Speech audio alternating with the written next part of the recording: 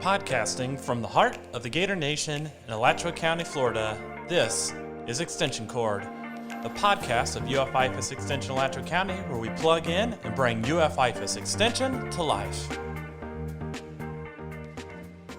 Good morning, everybody. Thank you for joining us on Extension Cord. My name is Dr. Taylor Clem. I'm with IFAS Extension here in Alachua County, Florida. And today we're going to be talking all about the Florida-friendly landscaping program. So our guest that we have this morning, we have Tom Wichman. He's the GIBMP program coordinator, or the statewide coordinator, as well as Claire Lewis. And Claire is the Florida-friendly communities state coordinator.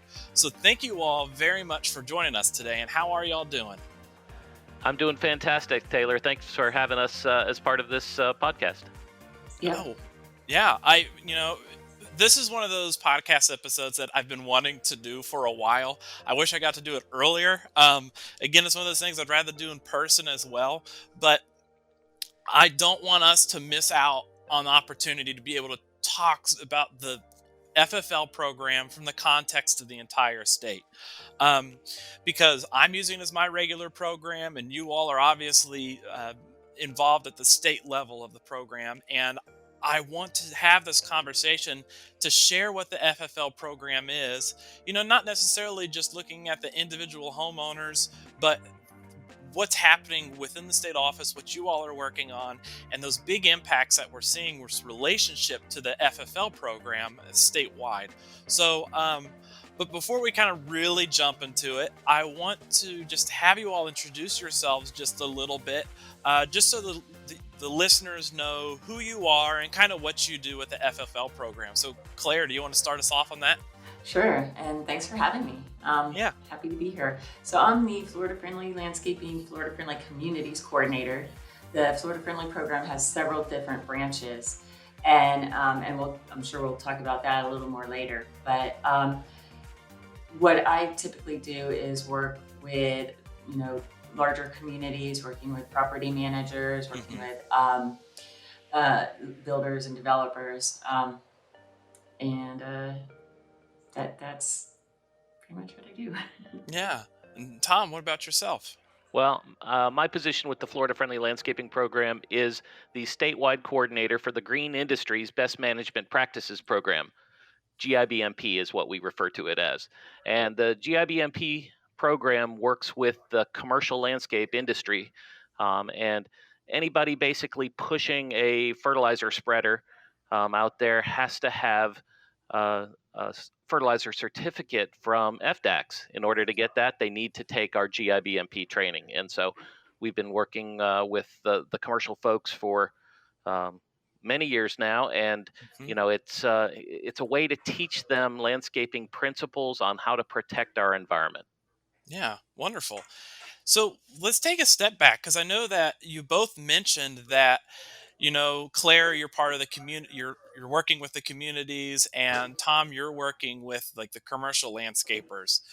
But those are facets of the Florida-friendly landscaping program. So let's talk about what is the FFL program. So when did it start, and why do we have this program? I'll start with that if you want, Tom. It started back in 1994, and it really started as a grassroots program. So it was in the Indian River Lagoon. They, started just in a single neighborhood. They started at the Florida-Friendly Florida Yards and Neighborhoods program is what it was called back in 1994. And then from there, it just kept expanding and expanding. People thought it was a great idea. So it was picked up by DEP and the University of Florida. So they partnered together to, really implement this program across the state. So now in 2020, we are in, I think, 51 counties throughout the state. Wow. Mm-hmm. And we like to say we're active in even more through Master Gardener volunteers. Yeah, absolutely. And I mean, much of the success of the FFL program is driven by many of our volunteers and the work that they're doing within the counties with education, that outreach, skills-based activities, etc. So the FFL program's been around 1994, and I really like that it is a grassroots kind of driven idea. And at that state level, though, we now have the program. We have multiple different tiers of what that program is, and it all comes back to water quality and water quantity in a very simple nutshell. And the Florida friendly landscapes are part of state statute, which is really neat, of course. But what what are those different levels or those different tiers of what we're doing in the Florida friendly landscaping program? So, like Tom, the GIBMP program or the Green Industries Best Management Practices program is part of that. So, but what are those other facets that are part of the FFL program? Sure, Taylor. We have basically we're broken into these three arms. We have the homeowner program, we have the Florida Friendly Communities program, which Claire works with, and then we have GIBMP.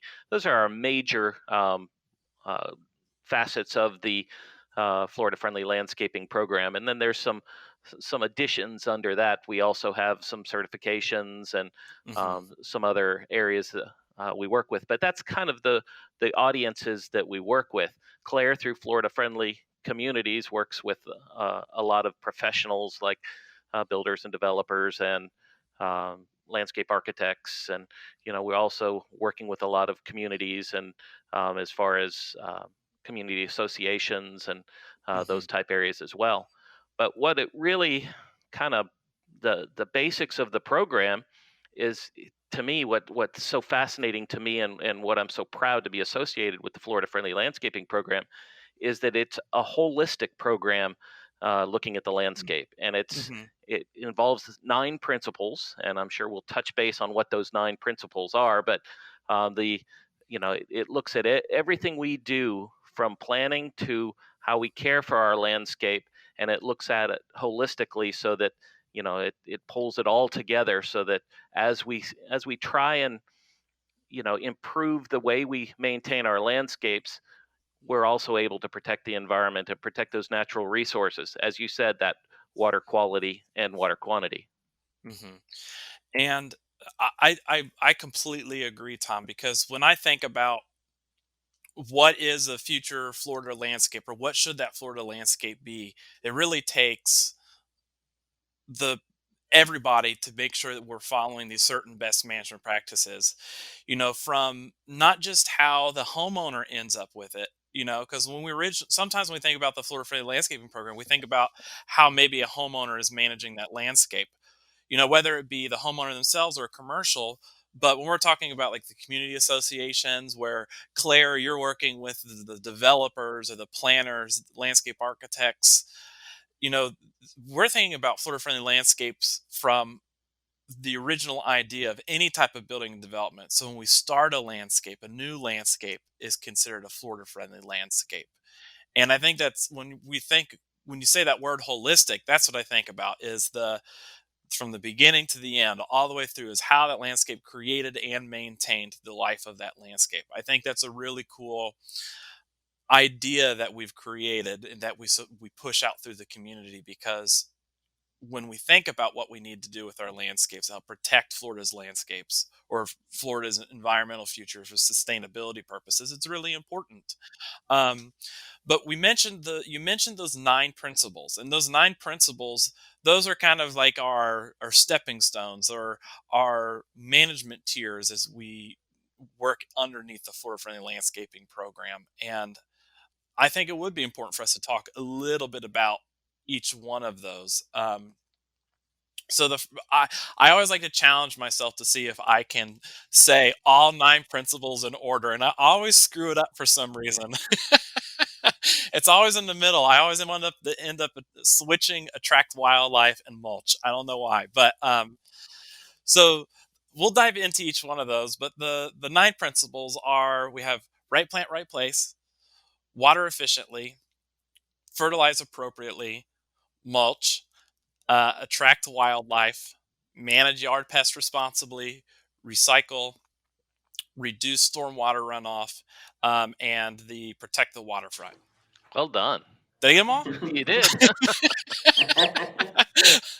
So, so those are the 9 principles, and I want to ask you all, when you think of those 9 principles, do you have one that's maybe more important than the others, or what's that one that you like to teach the most about? Claire, I'll let you lead off with that. Okay. Well, right plant, right place is the first principle, and it's the first principle for a reason, because if you get that plant in the right place with suitable growing conditions and suitable soil requirements and sun requirements, all the things necessary really to make a plant survive, then you're halfway there. It's going to require less water. It's going to require less pruning and pesticides possibly. So it really is the cornerstone of our program. And I would agree. When I'm a plant geek, plant nerd, whatever you want to call me. It's I love plants, and I'm a bit of a plant collector. But with that, it's so important, and there's so many great plant choices today. And as we go to a garden center, we go to a nursery. As you start planning your own landscape, you can look for dwarf plants that require less pruning. You've got a lot of improved varieties that can are a little more pest resistant perhaps, and will need fewer pesticides down the road. So really, if you choose the right plant, Claire said it perfectly, that's half the battle. And it really will set you up for success if you can choose the right plants. Absolutely. Yeah, because when we think about what are the common issues that exist within a landscape, a lot of them are stem from cultural issues. So is the plant getting enough sunlight that it wants, or is it getting too much sunlight? Balance of moisture, is it too wet or too dry? And if we pick the plants that go into the right place, if that plant thrives in this environment, that's where you want to plant it. Then all of a sudden you're setting that plant up for success, as well as you're setting yourself up for success, because you're not going to have to work as hard. And one of the things we like to encourage, Mhm. that kind of follow along with that right plant, right place, is a lot of diversity too. We want, Yes. we want people to have lots of different plants in a landscape. It's not finding that one perfect plant and filling your yard with it. We want lots of different plants so that there's, in case there's a pest outbreak or something, you don't lose everything. Not to mention the fact that having some diversity, you get layering. You can have different size plant material, different textures, some that benefit wildlife in different ways. There's a lot of reasons and a lot of things that go into choosing, all those plants. But try and have as many different plants as you can, while also getting that continuity and that little bit of design aspect with it. Oh, absolutely. And I'm biased towards the landscape design part of it all. So, um, I the when we talk about like attracting wildlife, that plant diversity is really, really important. And you know, I had a previous podcast where I was talking with Basil Ione and Brooke Moffus, and we are talking about the importance of plant diversity or biodiversity within our landscapes. When we talk about, it adds diversity from an interest perspective, but it also adds diversity to help with like landscape resilience. So you have a pest come in and you have a very uniform landscape with lack of diversity. That pest could essentially knock out a huge section of your landscape. But with that diversity of plants, you have the ability to kind of help reduce that impact, because that pest, whatever it might be, might not spread very quickly. And it's very manageable. Um, so and as part of that right plant, right place discussion, those environmental conditions characteristics are very important as part of the FFL program. But I also talk about functionality. How's a landscape supposed to function, and does right plant, right place fit into that? Um, and one of those common ones that I think of is like turf grass. We're talking about like different ground covers. What is that functionality of a ground cover? Since I have a kid loves running around in the backyard, turf grass is a great ground cover because it takes the beating that he gives it. But if it was some other ground covers, like mondo grass, cannot take that constant beating of a child running around the grass. Of course, it's more of a shade loving plant, but So functionality, I think, plays an important role of how is your landscape being used when you're trying to select some of your plant material as well. Yeah, and it's you bring up a great point with turf. Turf is our only ground cover that you can really play on like that, and so it does support that. And so we encourage people to have functional turf areas, and it can provide a nice, a beautiful foreground for some of the landscape as well. Hmm. Turf does a lot of great things for our environment. It does provide, it's a great filter. It does cool the environment. It helps hold our topsoil in place, reducing erosion and stormwater Hmm. runoff, helps slow that stormwater runoff as well. So it does a lot of really good things for us. There's a lot of questions that people have about turf and, Hmm. is it Florida friendly? It absolutely can be Florida friendly and is part of a Florida friendly landscape as Hmm. long as you have the right turf and as long as you're maintaining it properly. It's not Hmm. turf that ever wastes resources. It's It's the people that, management. yeah, the Yeah. people maintaining it. Yeah, absolutely. So, yeah, because I mean, again, it just follows that idea of right plant, right place. If you plant it within an environment that it's going to thrive in naturally, then it's going to be very minimal maintenance and you're going to get a lot of benefits from it, especially if we think about our disturbed landscapes or disturbed urban areas. So, let's kind of jump forward and, right plant, right place. I always like to say that, like that. And Claire, I know that you mentioned it's like your first one that you always want to start out with. And I like saying that one too, because if you follow right plant, right place, everything else starts to fall in line very easily. So, but let's briefly talk about each one of the other ones, like water efficiently. That's the second principle. And with water efficiently, overwatering is really the most common thing that we see in the landscape, and it really leads to a lot of problems. It leads to pests and weeds such as like dollar weed and things like Hmm. that. Um, so it can weaken the plant and make it less resilient. And IFAS research shows that typically in a in-ground irrigation system, people are using 60% of their potable water on their landscape. So that's something we would like to bring down, certainly Hmm. through like the use of micro irrigation can be a big step in the right direction of reducing your water use. Um, Absolutely. and separating zones from the planting beds should be on sprays or micro sprays or micro irrigation versus the turf grass, which needs more water than shrubs do. So if you have them separated, then each portion is getting what they need. The shrubs Right. and ground covers are getting what they need, and the turf is getting what it requires to grow too. Right. Right. I And some of the things I think about you just mentioned is, irrigation. 60% of our water use is being used for outdoor use, essentially for that irrigation. That's a lot of water. I think it's important, and I always like to talk about this: is what is the role of an irrigation system? It's a tool. Think of it as a tool. When our natural rain is not sufficient enough, that's when you use your irrigation system to help save the plants. So we encourage people to turn off your irrigation system except during those periods of drought. The set it and forget it method, where you're still compliant to your local ordinances, that's wonderful. It does help reduce it, but we can still always do better with our irrigation use.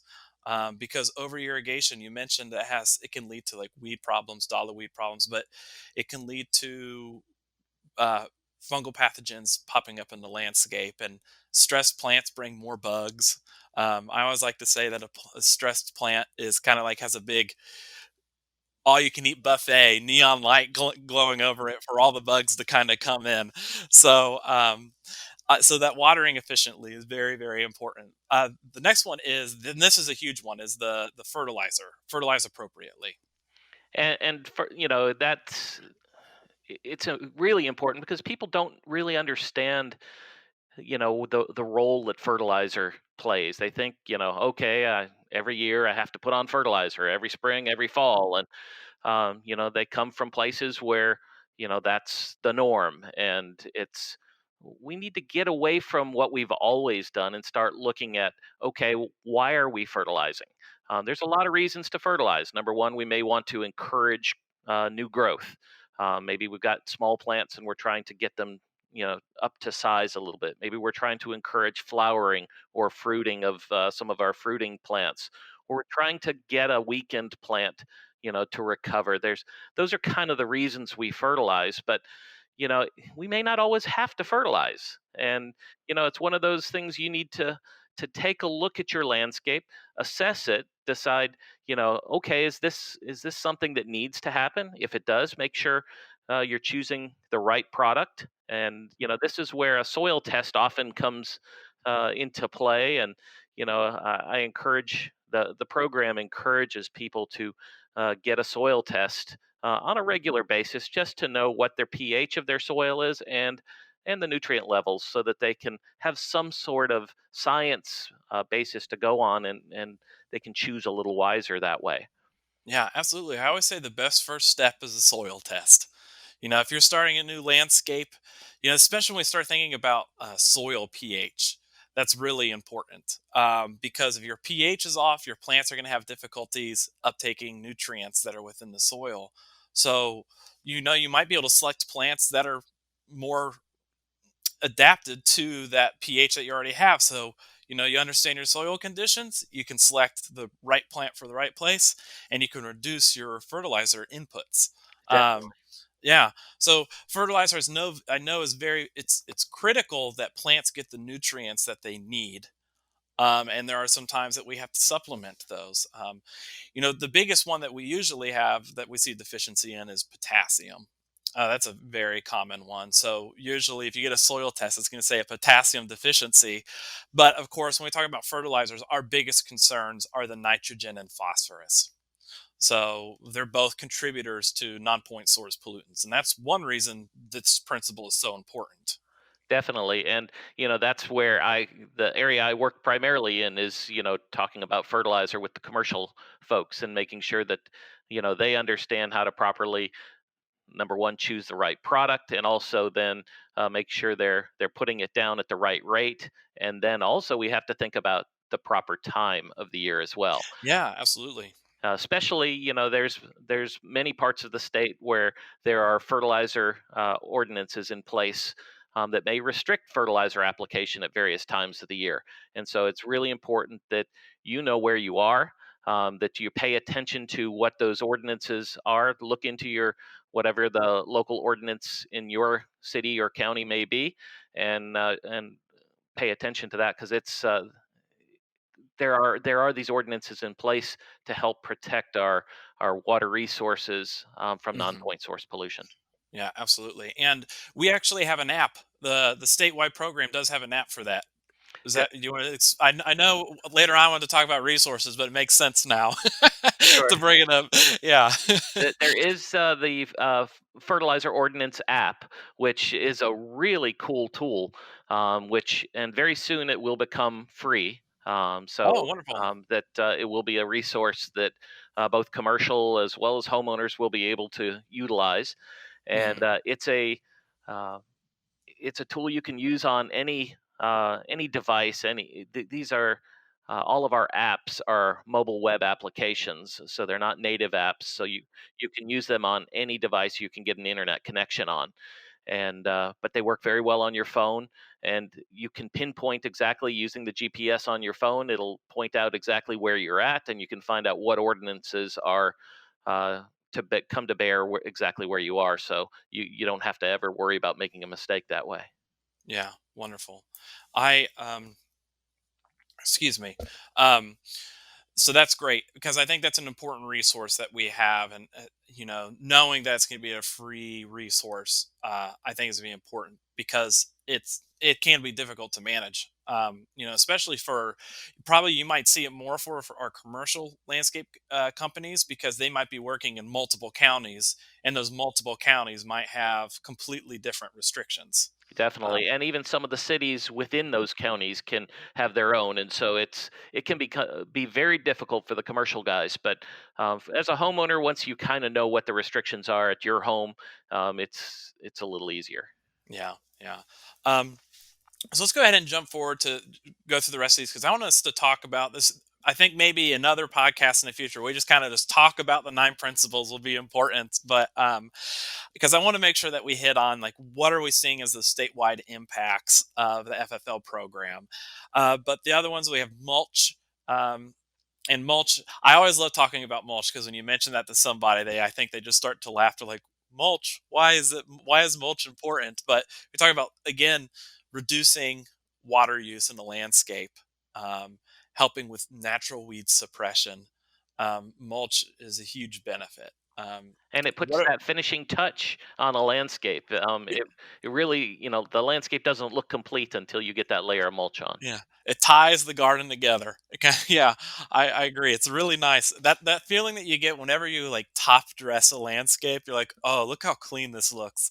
It's like that when you make your bed with fresh new sheets and all that stuff. It's like that same feeling, but around your entire house. And our organic mulches also will break down and, benefit the soil, help build your soil in the long run as they break down into organic matter. Absolutely, like leaf material. If you have a lot of oak leaves on your landscape, pine needles, that's all great mulch. And it's cheaper than having to go buy a bunch of bags of pine bark mulch, but which is still a good acceptable mulch. Our biggest one is don't use like cypress mulch. What are our other big ones that we try to tend to people? Cypress, any slow growing hardwoods is more of a sustainability issue than anything. Yeah, and we try and avoid the gravel or rocks as mulch. We use those in walkways and places like that, but for general garden bed mulching, they don't break down. They don't add to our soil. That can end up. They have to be cleaned a lot. Hmm. They don't cool the soil. They get kind of hot. Hot. Yeah. So there's a lot of negatives that come along with the gravel mulch. So for around your plants, not so big on the gravel mulches. We like to use the organic mulches as opposed to the gravels. And by organic, what we mean is a natural product, not an organic like we see in our food, but an organic material that will break down. Right. Not like rubber mulch. No rubber mulches. That'll be more bad than good for sure. Because a lot of it you just mentioned is it can essentially heat up the soil. And it can, and stone and gravel at least, you'll still get a lot of weeds pop up in it pretty quickly. So Yeah, especially if you're not cleaning that mulch, because then you get the leaves and things that fall into it. They break down and end up with this soil layer on top of it. And I don't know, Taylor. I'm sure you've had to deal with old gardens that where people had used gravel and trying to sift the gravel out of the sand, and oh, it's impossible. it's a nightmare. Yeah, it's the worst type of landscape demo that you have to do. Uh huh. so, so we have the attract wildlife. I'm actually going to be doing a recording in the future with Dr. Jarrett Daniels. We're going to be talking about pollinators, which I'm really excited about. But managing yard pests, how do we take care of the pests in our landscape? We're talking about the integrated pest management system. That's important. And it starts with cultural controls: right plant, right place, proper management of your landscape. You're going to have significant reduction in control of your pests. Yeah, Um, and people need to learn to scout their landscape, and you can't just walk past it and say, "Yep, it all looks great right now." You really have to go and look at your plants and turn the mhm. leaves over. If you see something going on, you see some spots or something doesn't look quite right, turn the leaves over. Really examine your landscape, and look at it. And then if you do find some pests, it really comes down to identifying those pests properly. And that's where Absolutely. people like yourselves and your master gardener crew come in, and they can really help identify things because we don't do a very good job. People see an insect on something and they say, oh my gosh, I have an infestation. Right. um, but maybe it's you've got beneficial insects there. You really need to look, because we've done a great job as a community of teaching people some of our good bugs that are out there, some of our Hmm. beneficial insects like ladybugs. Yeah. Everybody can identify that a ladybug is a good bug and they need to leave it alone and let it do its job. Hmm. But most people don't know that the immature, the larval form of the ladybird beetle, looks nothing like the adult. They see Looks like a that little monster on your leaves almost. Yeah. and they think, "Oh my gosh, I need to spray this thing." And Hmm. it's we've done a great job of teaching part of the message. We need to continue to teach, and people need Yeah. to start investigating. And before you spray anything, make sure you properly identify what you have. So you want to identify, and then you also want to use the least toxic method first. So like what Tom was saying, you scout, and if you can pull those off with your hands before they really becomes a problem. Put them in a little bag, and then kind of try to gain control over that in layers. So definitely start with the least toxic. One thing I just talking with you two today, it's come up. So we really recommend people being in their landscape, because I think that goes back to the irrigation. Like there's things that your landscape can tell you that when it needs irrigation. So for you, like your plants might their leaves might wilt, and turf, the blades will fold over and kind of look bluish green. And then with the fertilizer, it goes back to really looking at your plant and identifying what that plant is trying to tell you. And then with the pests also. So Yeah. I always like to tell people your landscape tells you everything you need to know. You just got to take the time to look at it. And, you learn those things, of course, over time, but your landscape communicates everything that it needs. Um, and I mean, it's a wonderful thing, because once you learn that, you start to have informed decision making when you're managing your landscape. And when we talk about that integrated pest management and managing pests, whether it be insects, fungus, a disease. It really comes back to what's the the easiest way to manage it. Cultural practices. Are there mechanical ways to manage any type of pest? And then if that doesn't work, then you can work your way up to biological controls. And those are like our beneficials.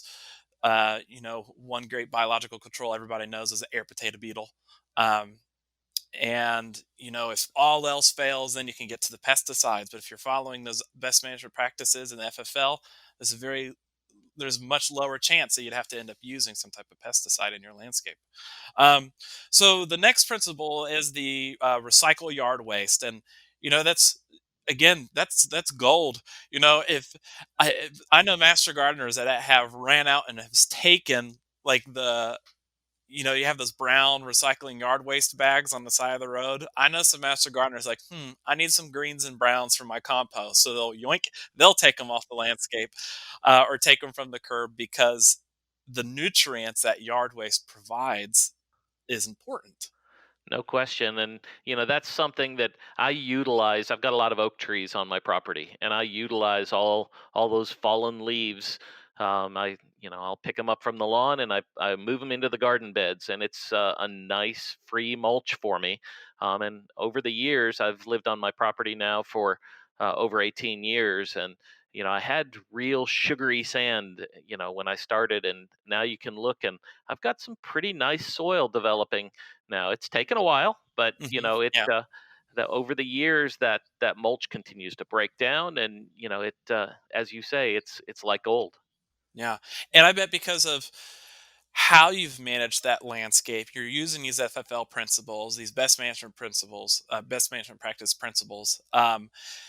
You're seeing that soil health improve or change. And I'm assuming that you're seeing improvements on how easy it is to maybe manage some of the plants in your landscape, because of that soil has improved because of just recycling yard waste.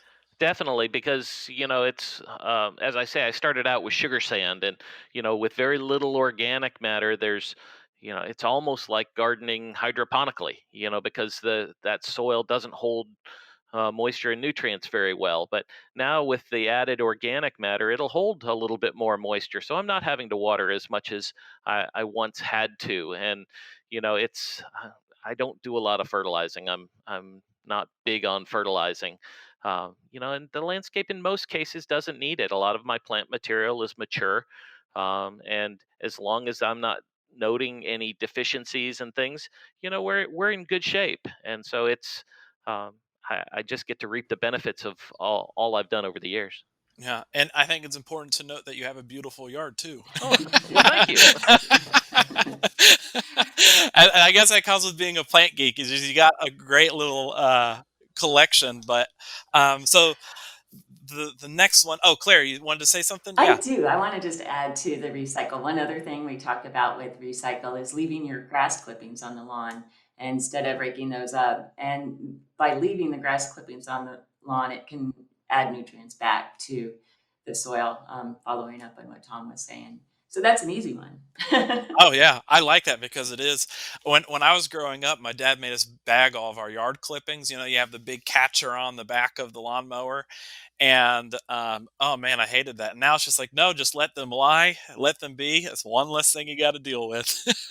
Well, and in this principle, we also talk about pruning, not only pruning the grass, as Claire was just talking about, but we're pruning our plant material, our trees and shrubs. And so small twigs and things can be actually put behind our hedges and things. And, the nutrients from those will just go back into the soil and be utilized by the plant material. So, we don't have to pitch everything. We try and eliminate how much we're having to take off the site, utilize what we can, add it to the compost pile if that's appropriate. But where possible, let's reuse as much as we can for that comes off the site. Yeah, and one thing I actually really like to use, if you have the space, is all of that, like the branches and twigs that obviously are going to take much longer time to break down. Is if you have a space, you kind of just pile them up in an area, and then that creates wonderful wildlife habitat. Um, so you're creating habitat within your landscape. But I know a giant, just a pile of branches and twigs isn't the most visually ideal. So if you have the space, it Yeah. can be very beneficial. It So depends on how much space you have and what kind of community you live in as to whether it's acceptable. Um, but that's as you say, it attracts tons of wildlife, and that's one of our principles. yeah. So the next one is the reducing the stormwater. This is a big one. I think this is a pretty big one. We can talk about this one for a long time, but v- Claire, to you, what is one of the most important parts, or what is the reducing the stormwater? Why is it important? And what's one of the things that you like to see with regards to the FFL program and this principle? Well, it's kind of the foundation of our program, in that we're trying to reduce runoff and of nutrients and pesticides and things like that into our natural water bodies. I mean, I think that's probably why most people are in Florida, is because we really like the climate and the environment that we have. We have so many great things, from beaches to springs to rivers, that we can all enjoy. I think one thing that's e- I don't know if it's easy for people to do, but one thing that people should try to do is keep their rainwater on their site. So that can be done through things like rain barrels, or through small rain gardens, types of things like that. If you have a low area in your house, if you could make that into a rain garden and plant plants that are suitable for that area, then you're doing a lot, to help reduce stormwater runoff. On larger scale, there's all kinds of green infrastructure type things that people can do, but for homeowners, there's a lot that they can do too. Yeah, I think when we talk about irrigation, one thing that I really like to talk with some homeowners about, and we have some contractors now that are starting to do this, is cisterns. They install cisterns into a system, so they're collecting all the rainwater, as much rainwater from a rooftop as possible, and that becomes your primary irrigation source. And if for some reason you run out on your cistern, there's a little valve that just boop, clicks over, and it'll go to your reclaimed or your other water source on your landscape if need be. But if our rainy season is also our prime growing season. So and This oh, go ahead, Claire. Yeah. this one developer I work with, he's made some cisterns that are built into the garage. So it's kind of around the sides of the house. It's built in the garage. You don't see it. It Mhm. insulates. So that's kind of a real innovative idea and technology for the cistern. Yeah. Well, I'm really excited because the new extension office we have planned a cistern, but it's not gonna be a cistern we hide. It's like I want to make it prominent. It's gonna be like one of the like galvanized steel ones, you Uh huh. know. So we can use that for irrigation out in the ornamentals, because I want to talk about how important it is, because we are concerned about reducing stormwater runoff. What are the ways that we can use that? Because the impermeable surfaces that we create through urbanization increases the amount of floodwater, and that has a huge impact on downstream water quality. Not necessarily just what it's carrying with it in the water, like the non-point source pollutants, but also the volume of water can lead to changes in the riparian ecosystems. Um, so just by including a cistern or some way to collect water is a great way that you can reduce that stormwater runoff, because of that amount of water you're gaining from impermeable surfaces on your property. Um, but then you're able to turn it around and provide it to your landscape when it's needed Yeah. in a very beneficial way. Another way that homeowners can really reduce stormwater runoff too is to make sure that any sidewalks, patios that you have, even your driveway, can be made of permeable material. So if anything that allows the water to penetrate. So if you have pavers or something, use sand in between so that it still allows water to penetrate. Or you make a walkway with stepping stones spaced out, allowing the soil to absorb some of that moisture. It really will help reduce how much water is flowing off your property, and it'll help the environment as a whole. It'll help your whole watershed. Most people don't understand that no matter whether they live on the water or not, they're in a watershed, and the water that flows off their property is going into some body of water somewhere. Absolutely. And I think that's a good segue into the last principle, the protect the waterfront. I always tell people, whether you live directly on a body of water or not, you are directly connected to water. Everything you do flows downhill somewhere, and your impacts, even though that they might be small in your community, if everybody's doing that, it has very big effects. And that protect the waterfront, that's essentially, we have a recommended 10-foot maintenance free buffer along bodies of water. But ultimately, I really think of that as a bigger talking point, is that protecting the waterfront is every decision that we have has a direct impact on water quality. um, because sometimes that talking point is that sometimes people will make is, well, I'm just a drop in the bucket. What does my small behavior have to do with the bigger picture? It adds up very, very quickly. So I always like to say, what are those little changes that make your little changes a small drop in the bucket? But if everyone's making those little changes, it has huge impacts on improving water quality and quantity. So I try to flip that idea a little bit. But so those are the 9 principles. And I know, I mean, we're already pretty deep into the recording, but I want to make sure that we have a good benchmark on what that state program is. It's these 9 principles that's guiding essentially commercial landscapers, residential. We're looking at like community associations, builders, developers, designers. Is statewide, how are we managing our landscapes? And one message I always like to mention is the everybody, you're living in Florida, you appreciate, or people that moved to Florida or have born here, you appreciate Florida for what it is. We think about Florida's water resources. We think about seafood. You're going fishing. Everybody recreates pretty much outside in the state.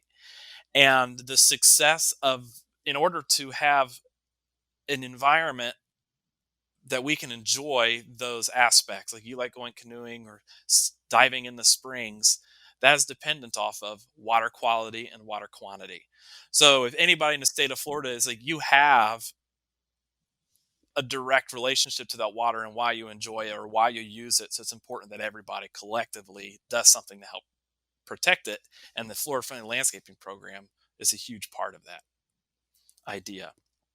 But let's talk about, we know what the FFL program is. So let's mention what have we seen? What are those big impacts that we have seen statewide with relationship to the Florida Friendly Landscaping Program?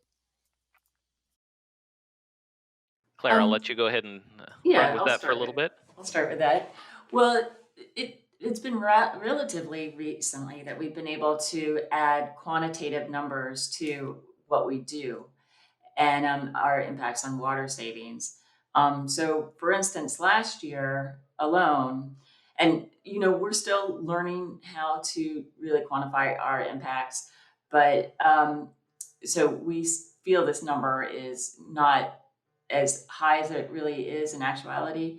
But for last year alone, UF IFAS agents and master gardeners help the public save 467,145,870 gallons of water. So that's like such a big number. You can't even really think about it, right? But that's a lot of water. But so that kind of equates to 5,300 homes having a water supply for a year. So 5,000 homes, could live off that amount of water.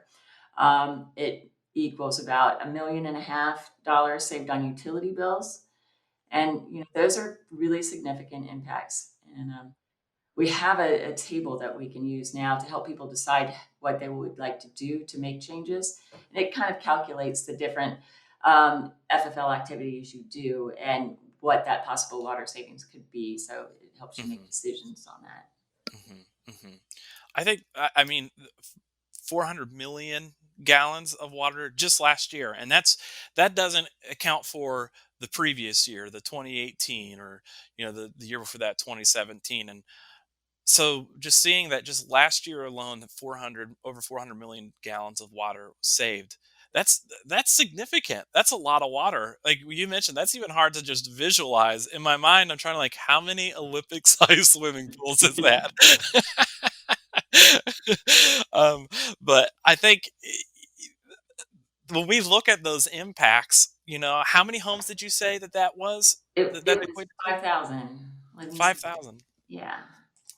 And then something else I kind of would like to bring up as far as the impacts and Taylor, you were part of this research, so I'll let you fill in. But we did some research on what we're calling a traditional landscape and a Florida friendly landscape. And it turned out that the traditional landscape ended up saving something like 80% of water that a traditional landscape would Yeah, use. the Florida friendly landscape saved that. Yeah. Yes, and Mhm. that's good. I'll let you talk about it because you were intimately involved in that project. Yeah, so I mean, it was a great project where we kind of, like, we love talking about the FFL principles, and kind of the idea of doing that is, well, let's actually compare a Florida friendly landscape to a traditional Florida landscape and see if we can quantify the actual differences between the two in research that has methods built into it rather than just like comparing different homes. Um, and that's right. The FFL landscape was saved. I mean, it was just the night and day, the numbers that we had with irrigation, between looking at the plots. And we also did like aesthetic comparisons. We were like looking at what were the landscape, how did they look? And one of the neat things is the FFL landscapes, we turned off the irrigation of those systems completely and only turned it on for times of drought. And I swear that we'd go months and months and months would go by before you'd see the ornamental beds, before you'd see any uptick in a gallon use from those systems. And usually that uptick was because um, we tested the system to make sure there were no holes or leaks. But that that difference was just, just from turning off the system and only turning on this during a period of drought, and we didn't see an aesthetic change in the landscape quality between a traditional Florida friendly landscape and the Florida friendly landscape. So that, I mean, that was a huge impact that It, was it, associated with that. it really was. We also looked at the maintenance, and the traditional had more turf than the Florida friendly, but the Florida friendly did have turf. And I really expected Florida friendly might start out as a little more maintenance, but it was the same. The maintenance there was really just a wash between like weeding and Yeah. mowing. Hmm. So that's also pretty exciting. Yeah. I Because to kind of give context, the landscape, so the traditional Florida landscape was 75%. Sorry, the traditional was 75% turf grass, 25% ornamental beds, some on like a quarter acre lot. So we looked at what's a plantable area of a quarter acre lot. 75% was turf, 25% is ornamental. And the flora friendly, same idea, but we just inversed those numbers. So it was 75% plant material, ornamental, and 25% turf grass. And we used the same plant material types between all the different plots. They were just arranged slightly differently for aesthetic purposes, but it was all the same plant material, same quantity of plant material.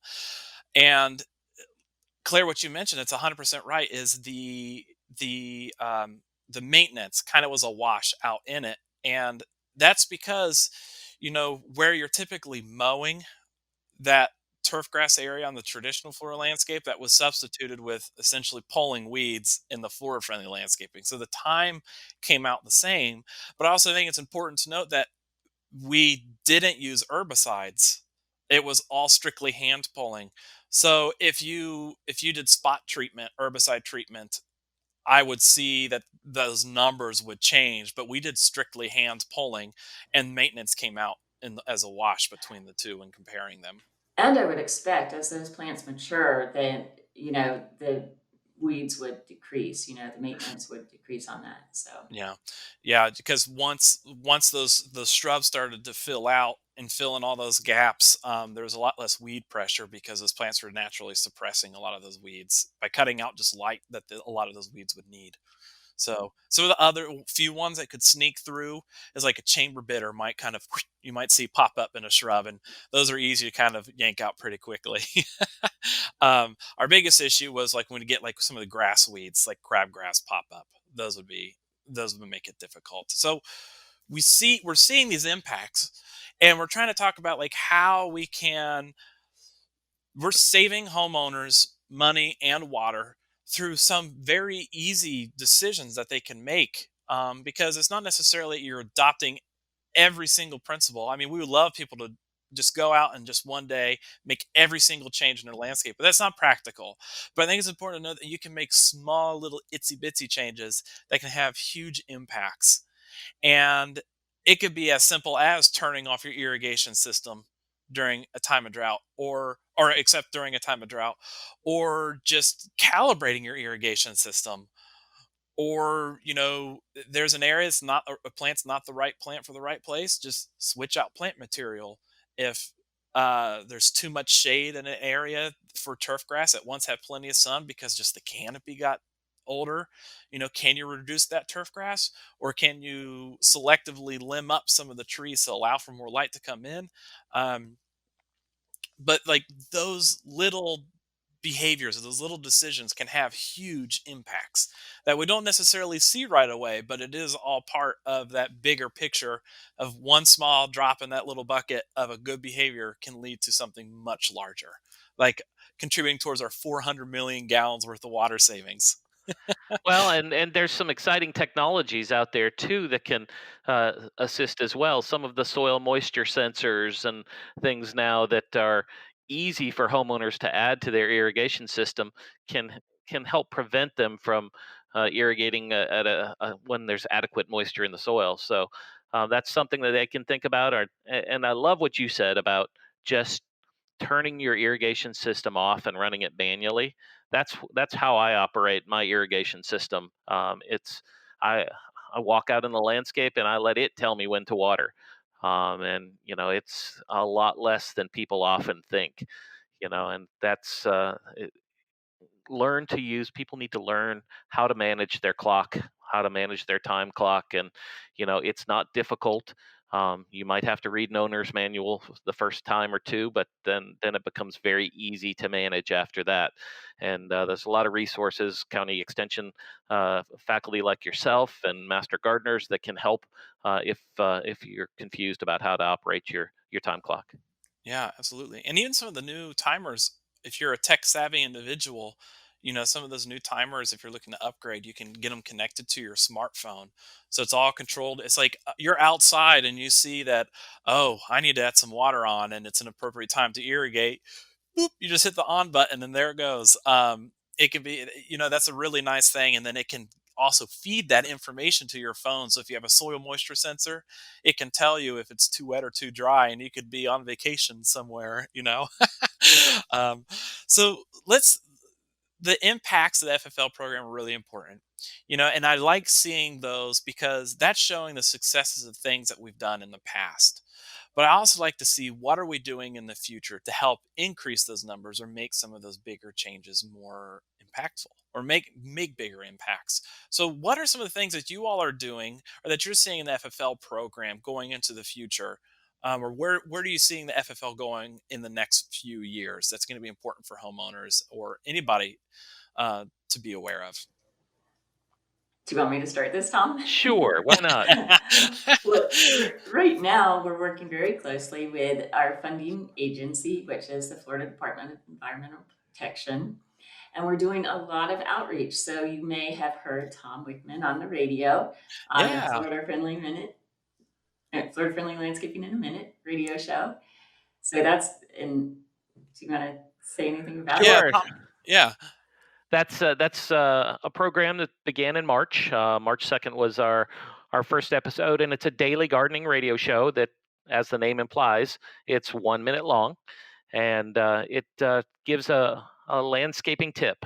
So it's one of the things that I think is really important that we market the program using using gardening information.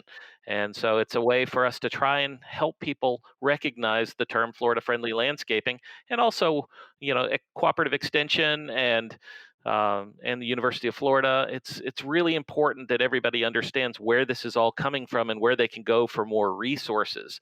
The radio show is backed up by a website, so there's always links for more information on any of the topics covered. And so, it's kind of amazing how many topics you can cover, as you go through 6 8 months of a show like this. It's a lot of fun, so I really enjoy that.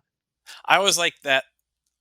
It usually times out like when I leave my office and I'm on my way to daycare to go pick up my son. It's like I'm pulling into the parking lot, and then all of a sudden, oh, Florida Friendly Landscaping in a Minute comes on. So I'll listen to Tom for his minute and before I go inside to pick him up.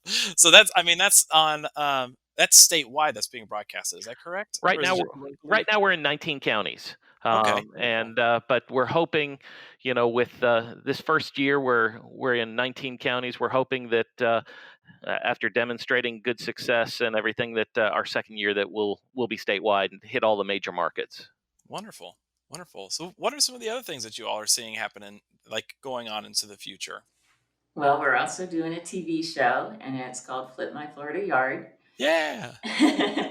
And that's also a way to kind of extend this information out to the public. We'll be focusing on different principles, maybe not all the principles in every yard, but we'll be definitely highlighting different principles. And so there are 10 houses throughout the state, and I think there's one here in Gainesville that you're going to be involved with. Maybe. And Tom is very involved. He'll be at each one of the flips. So Oh, wonderful. it's very exciting.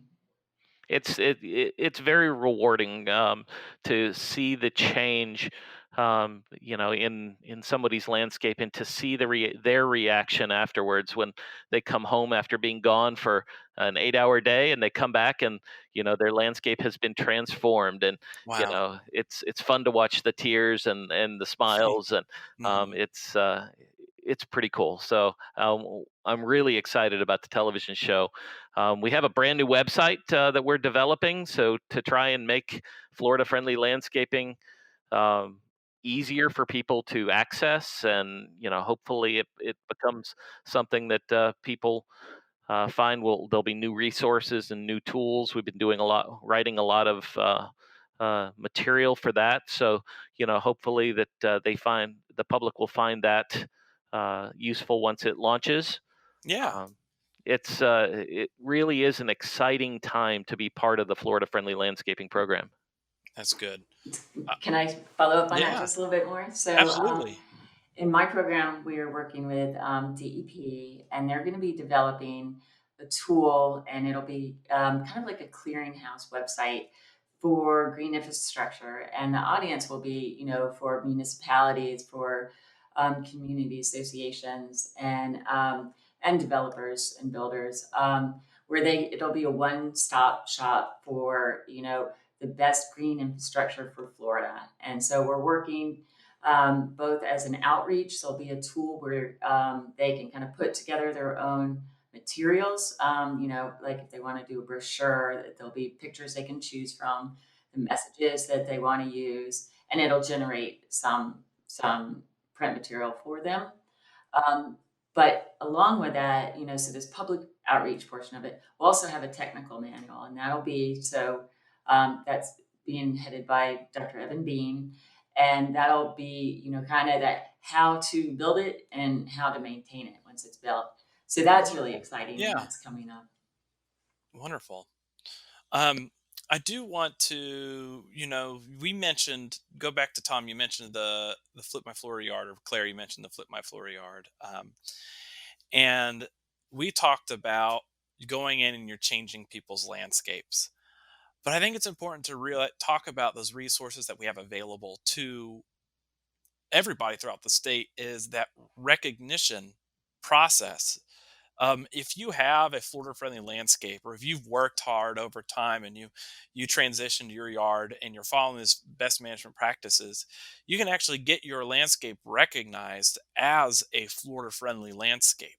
And that involves just like a site visit from a master gardener volunteer or an agent. And it's just like a little checklist, a little audit. And we have multiple levels of recognition that you can get. You have a silver and a gold, but it's a great way to kind of show that you're following the FFL principles, but also kind of showcase to your neighbors that you're doing something really neat as well. But that's not the only thing that we have. We have more recognition and different certifications available. Is that correct? Yeah, that's definitely correct. We have something called a Florida Friendly Landscaping Certified Professional. And the idea with that is to train people and in all the IFAS recommendations for landscape, so that they'll be really familiar with Florida Friendly. And so if someone wants to hire someone to either maintain their landscape or design a new landscape for them, they could go and look for a certified professional. Also, we have the GIBNP training certificate. Yeah. Yeah, and we've trained Taylor. I'm proud of the numbers with the GIBMP program. We've certified 56,000 people since 2006. Wow. We've trained over 66,000 people. So, and those are the commercial folks, that are typically applying fertilizer. And so we're making a huge dent, making sure that anybody applying fertilizer is properly educated. And so that's one thing the homeowner can always do, is they can ask if they're anybody's applying fertilizer, are you GIBMP certified? Do you have your certificate from FDAX? These are all questions that the homeowner may want to think about asking their Oh, professional. absolutely. Absolutely. I think that's, when we're talking about informed consumers, as a homeowner, if you're working with a landscape service, or you have them maintain your landscape, I think it's important for homeowners to know what are those good questions that they can ask to make sure that those that are working on their landscape are up to date with their best management practice training, or they have their updated GIBMP certifications. And even a homeowner can take the GIBMP Yeah, training, and that way they're getting the same information the commercial folks are. It is not, it's not restrictive of just the commercial audience. Anyone can take that. And I encourage anybody that has a community association or be a board member for their community, take that training. And that way, when you're hiring somebody, you can speak on the same level and same language as they're speaking, so that just makes those negotiations easier. And absolutely. we also have some of those courses online and available, and there'll be some more GIBNP ones, which I think would be great for anybody to take. We also have other FFL courses if you're interested, um, and you can find them through our website. Yeah. And one other thing sorry. No, go ahead, Claire. One other certification I wanted to bring up is we're pilot testing it now. It's Florida Waters, or it's Florida Friendly Landscaping. No, what is it called? It's brand new. It's Florida Friendly Water Star Gold. And it's a joint project with Florida Water Star. But it's for new construction. So a new home builder can volunteer to go through this program, and that would be a great thing for someone to look for. Is for I'll see if I can say it right. Florida Friendly Water Star Gold Home. Yeah, I've been watching that kind of like develop, and I've been getting really excited because Claire, I know I've talked with you about it. I've talked about it with Dr. Dukes and Dr. Mamal. So it's neat seeing that we're trying to say, we have our silver and we gold recognitions that we do have for homes. But now looking at that, we have these certifications, recognition. Is it a certification or a recognition for the FFL Water Star? So that is a certification. It'll be a third-party certification, and if you buy one of those homes, it's going to have a really efficient irrigation system. It's going to, the landscape is going to be developed in a way that helped, minimize runoff and help improve water quality. They're going to have followed, quite a few requirements in order to get this, but it'll be valuable. Yeah, I think for like with the homeowners, as they move into it, they're moving into a landscape that has pretty much gone through an extra level of assessment to make sure it's going to be a successful landscape. Especially when we're thinking about the Florida Friendly Landscaping Program.